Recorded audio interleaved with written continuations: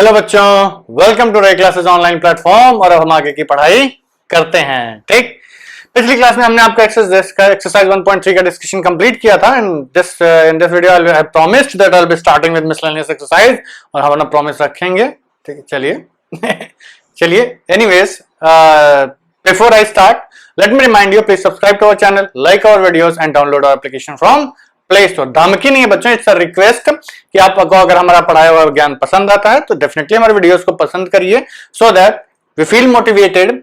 और let's start with miscellaneous exercise question number 1, which is written right in front of you on the board. Question says, let f be a function from R to R defined as f of x is equal to 10x plus 7. Find a function g from R to R such that g of x GOF is equal to FOG is equal to IR, that is identity element on real number। जो element उठाए वही answer आ जाए, जो element उठाए। Identity element R का मतलब इसकी domain से हम जो भी एलिमेंट उठाते हैं वही आइडेंटिटी एलिमेंट R पे आ जाए। इसका F पे आएगा, इसका G पे आएगा। ठीक, तो चलिए स्टार्ट करते हैं। देखिए अब इसमें क्योंकि डोमेन और कोडोमेन दोनों सेम ही है तो लिखने का कोई ज्यादा मतलब नहीं है। पहले तो देखिए, फंक्शन इन्वर्टिबल होने के लिए यू नीड टू प्रूव कि फंक्शन आपका 1 1 है और ऑन 2 है। फंक्शन 1 1 है और ऑन 2 है, उसके बाद आप उसका इन्वर्स निकाल दीजिए। एनसीईआरटी में हमने आपको पहले वीडियो में भी बताया था कि एनसीईआरटी में इन्वर्टिबल 1 1 ऑन 2 नहीं प्रूफ करने के बजाय वो एफओजी और जीओएफ दोनों अलग से कैलकुलेट करवाता है। And if you get FOG as Y and GOF as X, तो इसका मतलब फंक्शन आपका इन्वर्टिबल हो जाता है। हम भी वही फॉलो करेंगे। वैसे इसको 1 1 ऑन 2 प्रूफ करने के लिए ज्यादा मेहनत नहीं करनी पड़ेगी। This function is a straight line ना, with slope 10 and y-intercept 7। ये एक स्ट्रेट लाइन का ग्राफ है, एक स्ट्रेट लाइन का ग्राफ है। तो स्ट्रेट लाइन कहां से स्टार्ट होगी? जिसमें माइनस इंफिनिटी की वैल्यू पुट करिए x की जगह तब भी डिफाइंड होगा, प्लस इंफिनिटी पुट करिए तब भी डिफाइंड होगा, बीच में कहीं ब्रेक नहीं करता है, और माइनस इंफिनिटी से प्लस इंफिनिटी तक y की भी वैल्यूज देता है। इसका मतलब, और एक x के लिए एक ही y की वैल्यू मिलता है। इसका मतलब कि फंक्शन इज क्लियरली 1 1। क्या है? 1 1। ठीक, तो चलिए आगे बढ़ते हैं। This implies that, sorry solution implies that कहां से आ जाएगा? Solution f is a function from f of R to R and fx is equal to 10x plus 7. Now consider y belong to R and arbitrary element in range of f. Therefore y should be equal to 10x plus 7, which implies that 10x is equal to y minus 7 or x is equal to y minus 7 by 10। अब यही हमारा inverse function होता है। तो late g from R to R defined by gy is equal to y minus 7 by 10। ठीक है, तो this implies that therefore g of f of gy पहले निकालते हैं, f of g of y is equal to f of y minus 7 by 10। x की जगह ये value put करिए। अब तो बार बार इतना डिटेल में बताने की जरूरत नहीं, आपको f के x की जगह ये लिखा हुआ है, तो यह आएगा 10 into y minus 7 by 10 plus 7। ये 10 10 कैंसिल हुआ, कितना बचा? y minus 7 plus 7, which is equal to y, which is an identity element on R, and g of f of x is equal to g of fx क्या है? 10x plus 7, which is equal to, अब इसको आप किसकी जगह put करेंगे? y की जगह। ये आएगा 10x plus 7 minus 7 by 10 plus 7 minus 7 कटा, कितना बचा? 10x by 10 10 10 कटा, कितना बचा? x, which is an identity element on R. Therefore FOG is equal to GOF is equal to identity element on R. Therefore G जो function हमें चाहिए था वो कौन सा हो गया? y minus 7 by 10। Find a function g such that, हो गया, दिस इज योर आंसर। ठीक है बच्चों, चलिए इसको आप लोग नोट कर लीजिए, देख लीजिए, समझ लीजिए और आगे बढ़ते हैं। ठीक है, तो चलिए give me some time to clear the board and write down the next question on the board. ठीक है बच्चों, तो the next question is written on the board और ये क्वेश्चन जो है ये वाकई अच्छा है, एनालिटिकल क्वेश्चन है, थियोरेटिकल मतलब कॉन्सेप्ट, कैलकुलेटिव तो बिल्कुल भी नहीं है, कैलकुलेशंस क्वेश्चन वर्ड नहीं है, केवल ये आपकी कॉन्सेप्चुअल अंडरस्टैंडिंग की टेस्टिंग करेगा कि आपको कितना कॉन्सेप्चुअली समझ में आई हैं चीजें, कितना आप रिलेट कर सकते हैं। और मिसलेनियस के क्वेश्चन हैं तो डिफिकल्ट होंगे ही होंगे। तो चलिए स्टार्ट करते हैं, ध्यान से समझिएगा, क्वेश्चन बहुत अच्छा है। क्वेश्चन ये कह रहा है कि there is a function f, whole number से होल नंबर्स पे जा रहा है, मतलब 0 to infinity इंटीजर्स लिए गए हैं। ठीक, चलिए तो F is defined on W to W given by क्या है n-1 if n is odd and n+1 if n is even। ये आपको फंक्शन गिवन है, इसका इनवर्स होगा क्या? अगर n ऑड है तो n-1 क्या होगा? इवन होगा। मतलब अगर जैसे ये 3 है, ये 3 था तो 3-1 किया, 2 मिल गया, तो अब ये क्या करेंगे, हम इसको इधर ले जाके 2+1 कर देंगे। तो जब m इवन होगा तो ये 2+1 में जाएगा, जब m ऑड होगा तो ये 2-1 में जाएगा। सिंपल, इनवर्स तो निकाल लेंगे। पहले तो ये प्रूफ करें कि ये इन्वर्टिबल है कि नहीं है। तो इन्वर्टिबल के लिए let's f is not 1-1, that is f of n is equal to f of m। ठीक, for m not equal to n। अगर फंक्शन हमारा 1-1 नहीं है तो हमें दो ऐसे नंबर्स अलग अलग मिल जाएंगे जिसपे फंक्शन की वैल्यू सेम आ जाए। अब क्योंकि ये फंक्शन दो पार्ट्स में है, इवन ऑड में है, तो इन दोनों को आपको अलग अलग डील करना पड़ेगा, अलग अलग डील करना पड़ेगा। तो लेट्स स्टार्ट विद पॉसिबिलिटीज। क्या क्या है पॉसिबिलिटीज फॉर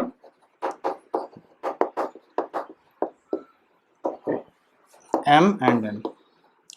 पहली पॉसिबिलिटी होगी कि m and n both are odd. Second, m and n both are even।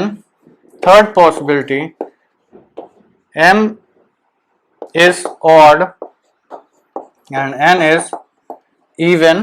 क्योंकि यही डिसाइड कर रहा है फंक्शन का आउटपुट क्या होगा, वो यही डिसाइड करेगा ना।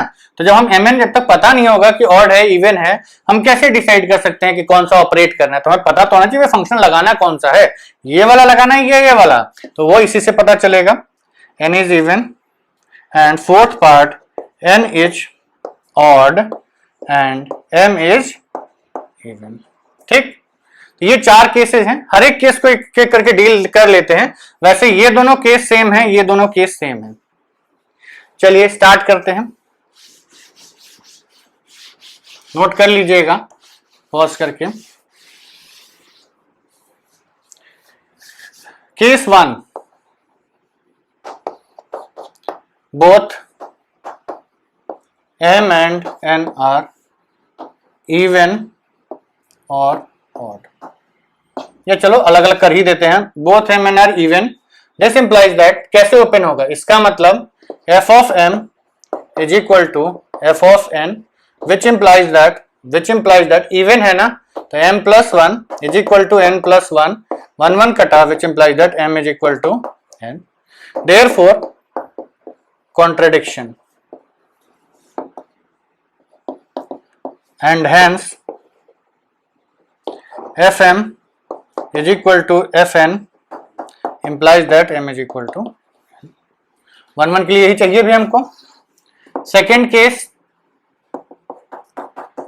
if both m and n are odd, दोनों अगर ऑड हो जाते हैं तो क्या होगा?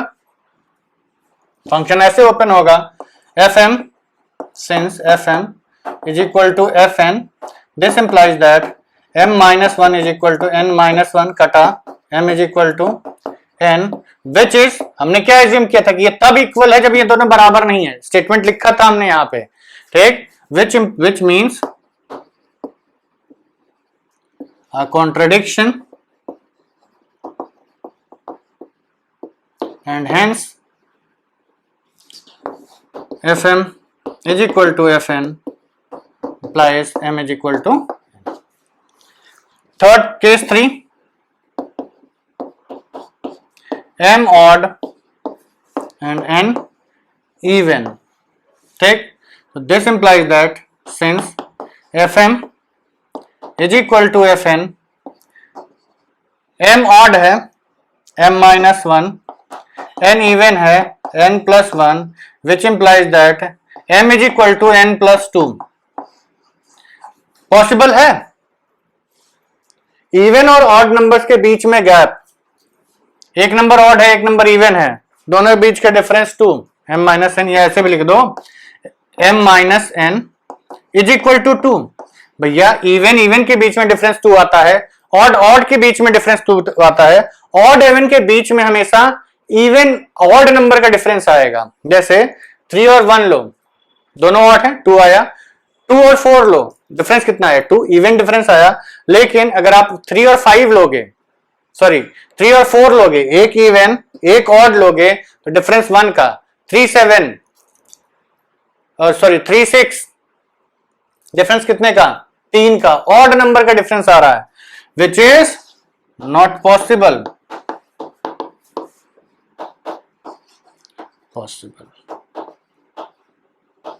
Therefore Fm is not equal to Fn. Not possible. Odd और इवन के लिए बराबर हो जाए, पॉसिबल ही नहीं है. एक और चौथा केस बचता है, when both are sorry m is even and n is odd. अब तो आप समझ ही गए होंगे. m is case 4, if m is even and n is odd, this implies that since f of m is equal to f of n, m even पे कैसे open हो रहा है? m plus 1, n odd है तो n minus 1, which implies that n minus m is equal to 2. Not possible, because difference between an odd number and an even number can never be 2. Therefore f of m is not equal to f of n. दोनों अलग अलग numbers हैं, तो ये possible ही नहीं है कि ये फंक्शन आपका और इक्वल हो जाए. ठीक, तो इसका मतलब इस सब केसेस से हमको ये पता चला कि अगर fm is equal to fn है तो m is equal to n होना चाहिए, और अगर ऐसा नहीं है तो fm is equal to fn हो ही नहीं सकता. ठीक है, तो चलिए अब हमें क्या प्रूफ करना है. तो therefore f is 1 1. अब on 2 के लिए for every even number in even number 2 are in range of f. हम इसकी रेंज से कोई भी अगर इवन नंबर उठाते हैं, कोई भी इवन नंबर उठाते हैं, there exist and number. Even number output कहां से मिलेगा? यहां से ना. इवन नंबर आउटपुट कहां से मिल रहा होगा? यहां से. तो इसका मतलब ये इवन नंबर n-1 से आया होगा. So there is an even number, there is an odd number 2r plus 1, 2r plus 1 in domain of f. For every even number 2r, इससे आप कोई भी इवन नंबर उठाइए 2r, there exists an odd number 2r plus 1 in the domain of f. कैसे? 2r plus 1 odd है, इसको यहां put करो, तो 2r plus 1 minus 1 such that 2r plus 1 minus 1 is equal to 2r। जब ये भाई 2r इवन होगा, 2r प्लस 1 ऑड होगा, तो ऑड में से ये फंक्शन क्या करता है, 1 घटाता है, तो 2r मिल गया ना। मतलब हर एक इवन नंबर के करस्पॉन्डिंग एक ऑड नंबर इसमें अवेलेबल है। हर एक ऑड नंबर के करस्पॉन्डिंग एक इवन नंबर के करस्पॉन्डिंग एक ऑड नंबर अवेलेबल है। दूसरा, for every odd number 2r plus 1 in range of f that is w, whole numbers की बात कर रहा है, there is an, अब ये odd है, odd number कहां से आया होगा, रेंज में मिला ना, तो odd इवन में 1 ऐड करने से आया होगा, इवन में 1 ऐड करने से आया होगा। तो हम ये कहेंगे कि there is an even number 2r in domain of f such that 2r plus 1।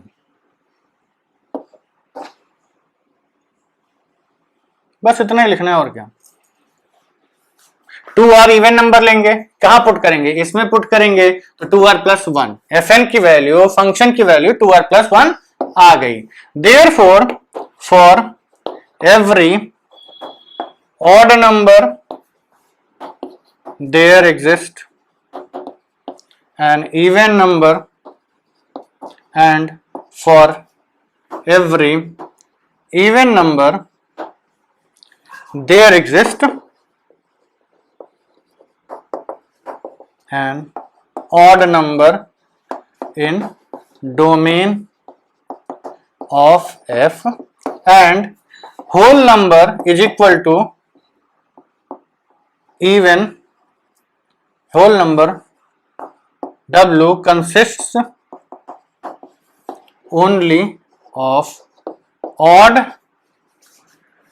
and even numbers। मतलब इस डोमेन, को डोमेन में जितने एलिमेंट्स हैं वो या तो इवन होंगे या ऑड होंगे। वही हमने लिखा कि for every odd number there exists an even number, and for every even number there exists an odd number in the domain of f। Since w consists of only odd and even numbers, w जो है वो या तो even होता है या odd होता है, तो हम ये कहेंगे therefore कोडोमेन, कोडोमेन क्या बन गया, codomain is equal to range. पूरी की पूरी कोडोमेन को यूज कर लिया, therefore f is on 2, function onto भी हो गया। क्वेश्चन क्या था, so that f is invertible, function is 1 1 and function is onto, therefore हम ये कहेंगे कि f of x is an invertible function. ठीक, अब इनवर्स निकालना बाकी है, give me some time to clear the board. तो चलिए अब एक फंक्शन इनवर्स g डिफाइन किया जाए।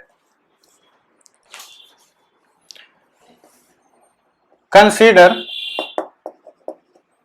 g from r to w to w such given by g is equal to, देखिए अब फंक्शन लिखेंगे कैसे, इसका इनवर्स लिखना है ना। तो देखिए ये n ऑड था, n ऑड, अब हमें आउटपुट क्या चाहिए, n चाहिए, n मिलना चाहिए। मतलब इसका आउटपुट क्या था, इवन। तो मतलब जब m इवन था तो उसमें हम एक ऐड कर देंगे तो n मिल जाएगा। देखिए m इवन है तो m प्लस 1 ऑड होगा, तो m प्लस 1 जब हम यहां पुट करेंगे तो m प्लस 1 माइनस 1 कितना मिल जाएगा, m मिल जाएगा। ठीक, m इवन तो m प्लस 1 ऑड, तो ऑड वाली डेफिनेशन में इसको पुट करना है, तो हम क्या करना है, इसमें 1 ऐड करेंगे ताकि ये 1 1 कैंसिल हो जाए। आगे बढ़ते हैं। जब m ऑड होगा, m ऑड है तो हम m माइनस 1 करेंगे, क्यों, ऑड में से एक घटाएंगे तो हमें एक इवन नंबर मिलेगा, वो यहां जाएगा और यहां जब हम 1 ऐड करेंगे तो कट के वापस m दे देगा। इसमें इनवर्स लिखना थोड़ा ट्रिकी है, समझिएगा। हमने इवन ऑड में वो फंक्शन है, ये फंक्शन भी इवन ऑड में जाना है। अगर m ऑड है तो हम ये कहेंगे कि m माइनस 1 इवन होगा। अब m माइनस 1 भी ले सकते थे, m प्लस 1 भी ले सकते थे, लेकिन हमने m माइनस 1 इसलिए लिया क्योंकि m माइनस 1 हमारा जब इवन होगा तो यहां हम 1 ऐड कर रहे हैं, तो ये लेंगे तो ये m+2 में चला जाएगा, हमें m नहीं मिलेगा। हमें क्या चाहिए? m, आइडेंटिटी एलिमेंट चाहिए। उसी तरीके से जब हम m इवन उठाएंगे तो m+1 भी ऑड हो जाएगा, m-1 भी ऑड हो जाएगा। हम m+1 नहीं लेंगे, क्यों? क्योंकि यहां पर माइनस कर रहे हैं, तो ये 1 कैंसिल हो जाएगा, हमको m आउटपुट मिल जाएगा। ठीक, तो चलिए हमने अपना फंक्शन g डिफाइन कर लिया, स्टार्ट करते हैं। तो चलिए बच्चों, let's start with question number ji.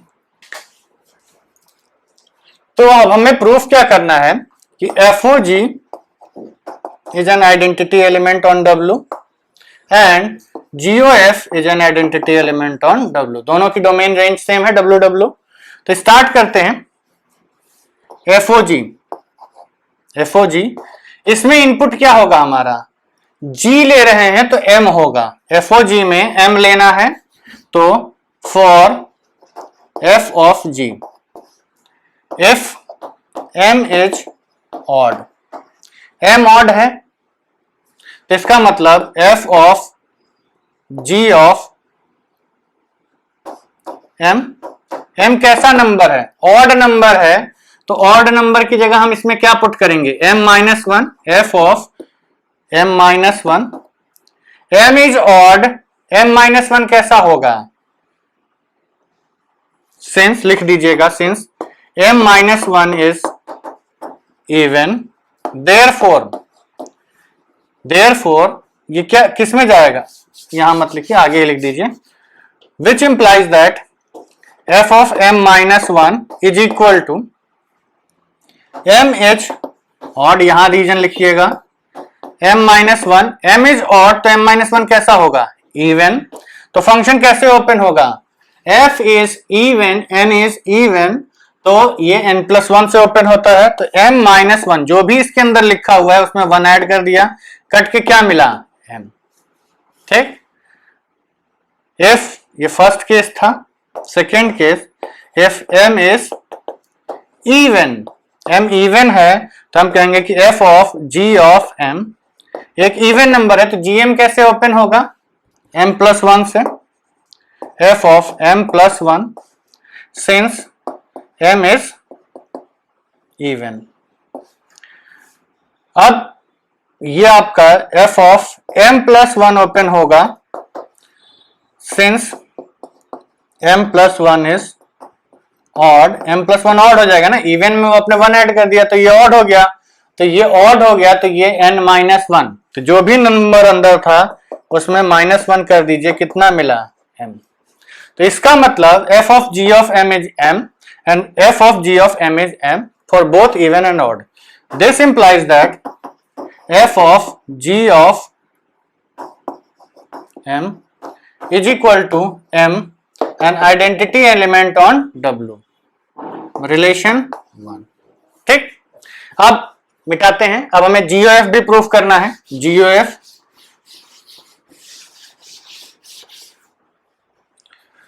First, second नहीं, थर्ड, इसको थर्ड मानेंगे। GOF is equal to G of f of n if n is odd, तो ये क्या बनेगा? G of f n, n odd है तो n-1, since n is odd therefore n-1 कैसा हो जाएगा? इवन हो जाएगा, तो gn-1 कितना बनेगा? n-1 इज इवन, इवन तो ये क्या करेगा? +1 कर देगा, m+1, m इसके अंदर की क्वांटिटी को हम बोल रहे हैं, तो n-1 + 1 which is equal to n, therefore g of f of n is equal to n। Second part, fourth, g of f of n if n is even, अगर n even है तो ये क्या बनेगा? g of n even, तो fn क्या बन रहा है? n even तो fn n+1 बन रहा है, n+1 since n is even this implies that n+1 is odd। अब g odd के लिए क्या बन रहा है? m-1, तो ये बनेगा n+1 -1 कट गया, this implies that g of f of n is equal to l। अब ये 1 ऊपर लिखा था, अब इसके नीचे हम 2 लिख रहे हैं। This implies that f of g of f of n, g of f of n is equal to n, that is an identity element on w relation two. ठीक, अब आपको क्या लिखना है पता ही है। From 1 and 2 we can say that GOFM is equal to M and FOGN जो भी है, M किसके साथ जा रहा है, N किसके साथ जा रहा है देखना पड़ेगा। From 1 and 2 F of G M के साथ था is equal to M which is an identity element on W and G of F N के साथ है N which is equal to N an identity element on W, therefore G is F invertible। तो हम पहले ही proof कर चुके हैं। वैसे इतना प्रूफ भी काफी था कि अब केवल बाद वाला पोर्शन करते, 1 1 on 2 नहीं प्रूफ करते, पर ठीक है कर दिया, 1 1 on 2 प्रूफ कर दिया, फिर इनवर्स निकाल लिया, या फिर आप सीधे G लिखते और FOG और GOF निकाल लेते तो भी आंसर सेम ही आता है, कोई दिक्कत नहीं है। This implies that F is invertible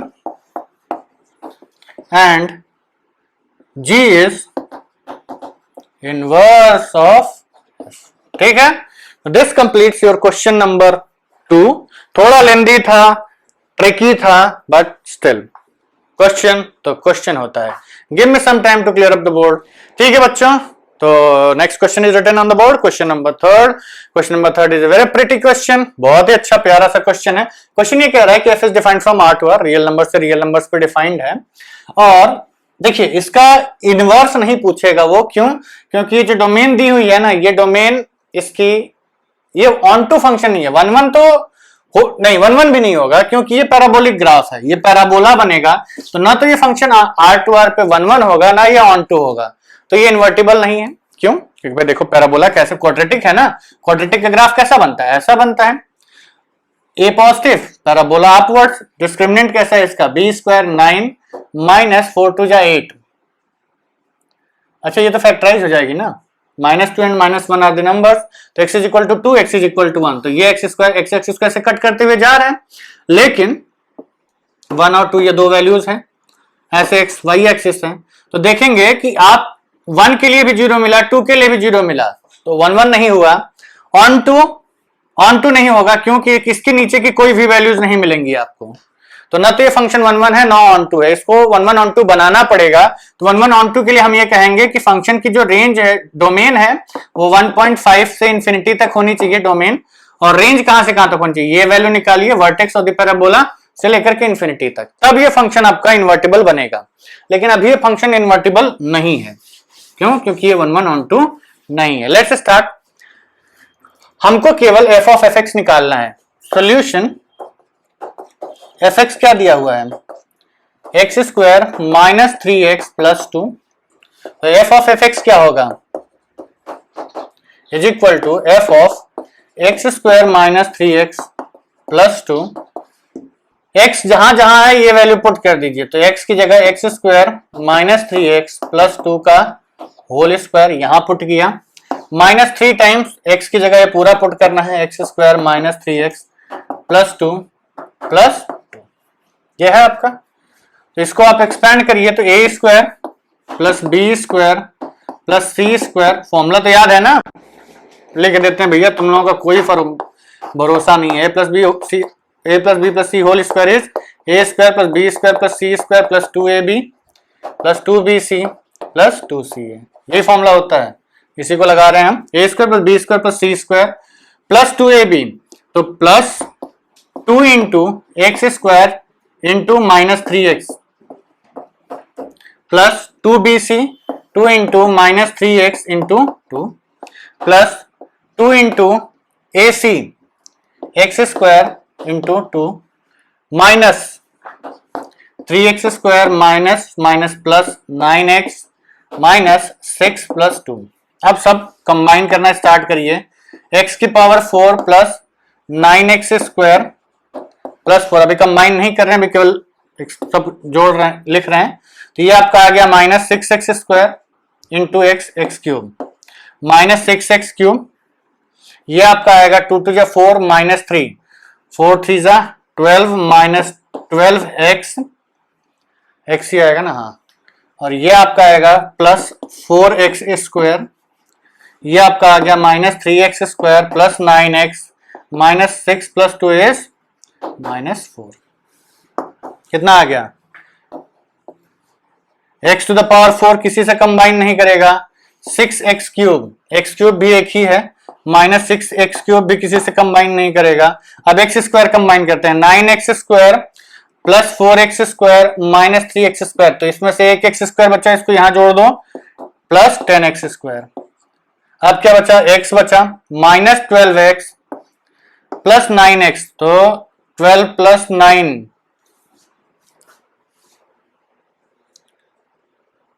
तो sorry minus 12 plus 9 minus 3x, ठीक, ये प्लस 4, बाकी सब यूज हो गया ना, ये यूज कर लिए, ये सब यूज कर लिए, प्लस 4 माइनस 4 कट गया, यही आपका आंसर है। Therefore f of x is equal to this, ये आपका आंसर है, x to the power 4 minus 6x cube plus 10x square minus 3x। अब देखिए हम आपको एक और चीज बता देते हैं, कभी कंफ्यूज नहीं होना है, कभी कहीं किसी और तरीके से आपने देख लिया तो केवल हम लिखने का तरीका बताएंगे, एक्सपैंड करने पे तो आंसर सेम ही आता है। जैसे ये हमने लिखा ना, इसकी जगह हम ये भी लिख सकते थे कि f में fx पुट कर दें, इस f में x की जगह fx पुट कर दें तो क्या आएगा, fx का स्क्वायर माइनस 3fx प्लस 2। अब इस fx को पुट कर दीजिए तो यह आएगा x square minus 3x plus 2 का whole square minus 3 times x square minus 3x plus 2 same चीज है। तो चाहे आप ये वाला फंक्शन पहले यहां पुट करिए या पहले fx को यहां पुट करिए, दोनों से आंसर आपका सेम ही आना है, ठीक है। देखिए बोर्ड तो साफ ही है, पर हमको नया क्वेश्चन लिखना है और क्वेश्चन लिखने में अननेसेसरी टाइम वेस्ट होगा। Give me some time to clear up the board, ठीक है बच्चों। तो next question is written on the board और आपको प्रूफ करना है कि this function given by r from -1 r f from r to -1 to 1 defined by f of x is equal to x upon 1 plus mod x is then 1 1 and on to function, ठीक। तो चलिए proof करते हैं solution. अब देखिए क्योंकि यहां पे मॉड लगा हुआ है, हमको तो अलग अलग पॉसिबिलिटीज लेनी पड़ेंगे। क्यों, क्योंकि मॉड के बाहर, मॉड जब ओपन होता है तो पॉजिटिव आता है if x is positive, negative आता है माइनस एक्स आता है इफ एक्स इज नेगेटिव। लेकिन हमें ये तो पहले से पता नहीं है, तो हम ये कहेंगे भाई चलो हम दो नंबर्स लेते हैं, let x and y belong to domain of r such that f of x is equal to f of y, ये दोनों बराबर हैं। Therefore केस 1 पॉसिबिलिटीज क्या क्या हैं, case 1 if both are positive, दोनों अगर पॉजिटिव हो गए तो क्या होगा, x and y and x is not equal to y, ये भी लिख लीजिएगा, इंपॉर्टेंट है। क्योंकि यहां हम मॉड यूज कर रहे हैं, हमको ये केसेस अलग अलग बनाने पड़ेंगे। क्यों, क्योंकि हमें मॉड ओपन करके प्लस एक्स लिखना है कि माइनस एक्स लिखना है, ये हमें नहीं पता, ठीक। तो हम क्या करते हैं, पहले दोनों को पॉजिटिव लेते हैं, तो अब दोनों पॉजिटिव है तो मॉड गायब हो जाएगा।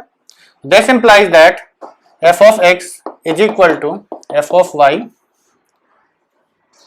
which implies that f of x क्या है, x upon 1 plus mod x is equal to y upon 1 plus mod y, which is equal to x upon 1 plus x is equal to y upon 1 plus y। क्यों, y is greater than 0, हमने माना है x and y are greater than 0, तो mod positive sign के साथ open हो गया, cross multiply करिए, x into 1 plus y is equal to y into 1 plus x, ठीक है।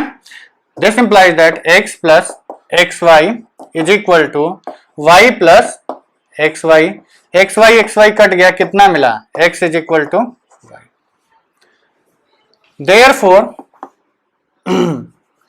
Therefore we reach at a contradiction, कहां पे, कॉन्ट्रडिक्शन पे आ गए। Therefore f of x is not equal to f of y if x is not equal to y. First part. Second part,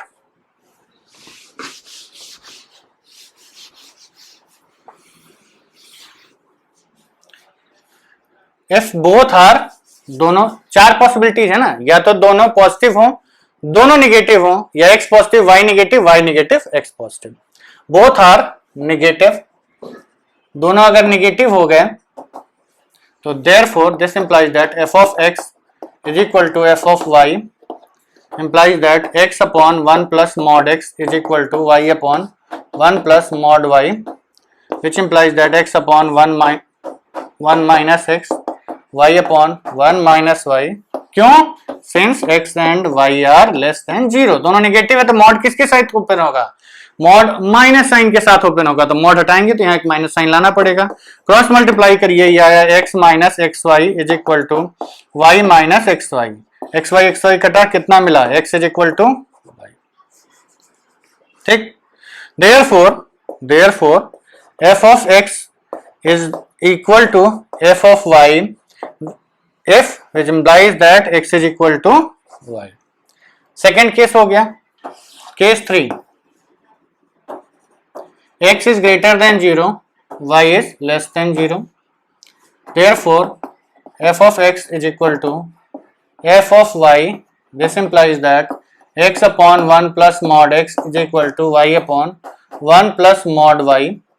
x क्या है, positive है तो x upon 1 plus x, y negative है y upon 1 minus y, cross multiply करिए तो ये आ गया आपका x minus x Y is equal to y plus x y, ठीक।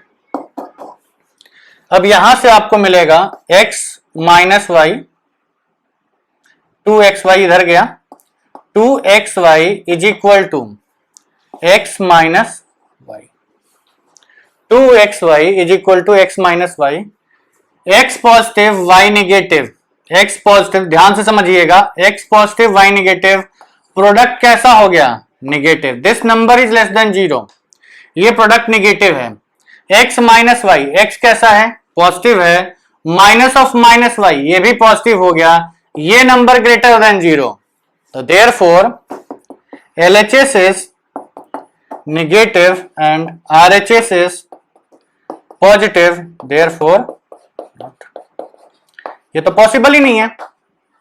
इसका मतलब जो हमने माना था वो गलत था। क्या माना था कि f of x is equal to f of y, ऐसा हो ही नहीं सकता, अगर ये दोनों अपोजिट साइन के हैं तो ये हो ही नहीं सकता, LHS पॉजिटिव है, RHS नेगेटिव है। एक और केस बचता है, वो भी सिमिलर टू केस 3 ही है, लेकिन कर लेते हैं। तो ये आपका आएगा case 4, if x is less than 0 and y is greater than 0, since f of x is equal to f of y, this implies that x upon 1 plus mod x is equal to y upon 1 plus mod y.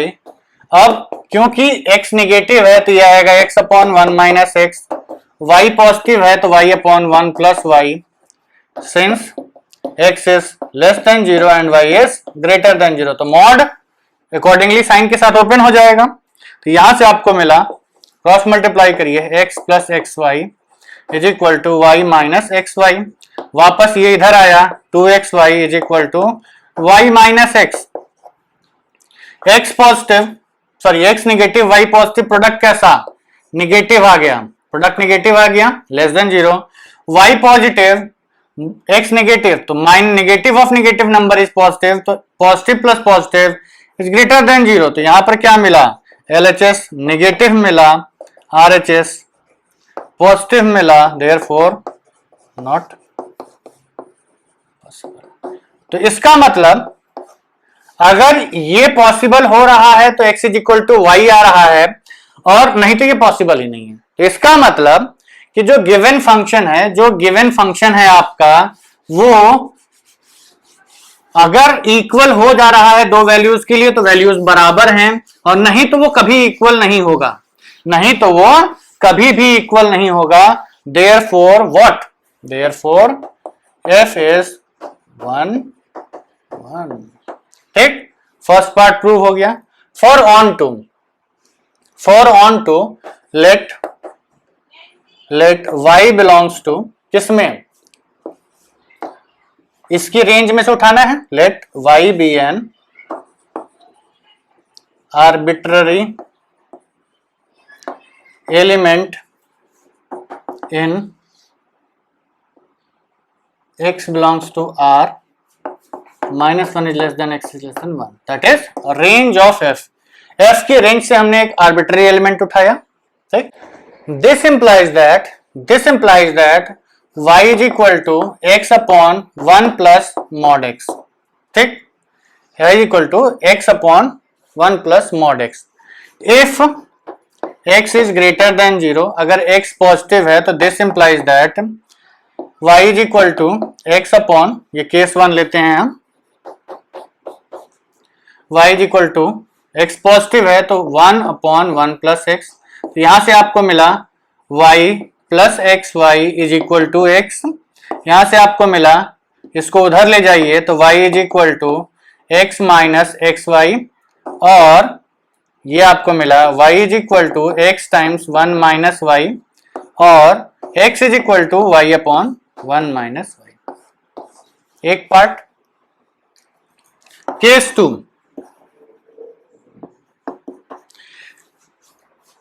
अब x positive है ना, x positive है, ये case होगा। x negative है, x is less than 0, तो इसका मतलब x is less than 0 means y is equal to x upon plus x था, अब मॉड माइनस साइन के साथ ओपन हो जाएगा। सॉल्व करिए, y minus x Y is equal to x, इसको उधर ले जाइए तो y is equal to x plus x y, और y is equal to x into 1 plus y, और x is equal to y upon 1 plus y. ठीक, x positive तो ये, y पॉजिटिव तो वो। ये बताइए कि क्या यहां पर ऐसा कोई ऐसी वैल्यू है जिसके लिए ये x अनडिफाइंड हो जाएगा? 1 1 हम ऑलरेडी प्रूफ कर चुके हैं, हमें 1 1 की कोई टेंशन नहीं है, 1 1 की कोई टेंशन नहीं है। There always exist a y in -1 to 1 such that x is equal to y upon 1 minus y। यह अनडिफाइंड कब होगा? जब y की वैल्यू 1 होगी। यह अनडिफाइंड कब होगा? जब y की वैल्यू -1 होगी। क्या ये कभी हो सकता है? नहीं, क्योंकि हमने y कहां से उठाया है? -1 से 1 के बीच में। ठीक, इसकी रेंज से हमने एक उठाया है एक नंबर, तो -1 से 1 से बीच में उठाया है। इक्वालिटी किसी पे नहीं है, तो इसका मतलब y 1 और -1 दोनों के बराबर नहीं होगा, मतलब इन दोनों का डिनोमिनेटर कभी भी 0 नहीं होगा। Means there exist always an x in domain of f such that f of x is equal to y। ठीक, हमेशा आपको एक x ऐसा मिलेगा, ये x पुट करिए तब y मिलेगा, ये x पुट करिए तब y मिलेगा। इट मीन्स फंक्शन कैसा हो गया? f is on to। ठीक, ये है आपका क्वेश्चन नंबर